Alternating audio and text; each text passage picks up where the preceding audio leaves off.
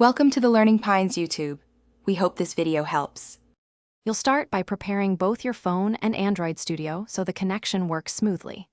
On your phone, enable developer options and turn on USB debugging. This grants your PC ADB access. On your computer, make sure Android Studio is installed and SDK platform tools are up to date so a DB recognizes devices. Connect via USB first to confirm detection.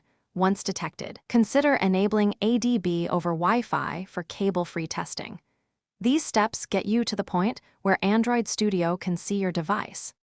Next, configure your project so the app installs and runs on the phone. In Android Studio, select the correct app module and build variant, debug or release as appropriate. Then open Run Configurations and pick deployment targets like USB device or Wi-Fi.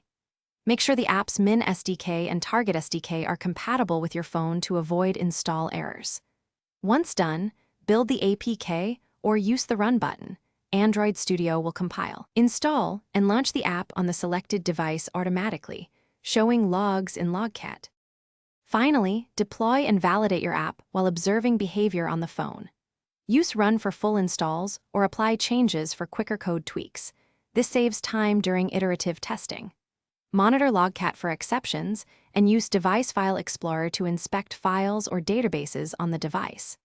If Android Studio doesn't detect the phone, revoke USB debugging authorizations on the phone, reconnect, and accept the PC's RSA prompt. Also restart a DB with a DB kill server, then a DB start server.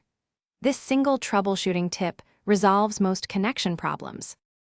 Thanks for watching. Consider subscribing if we helped you.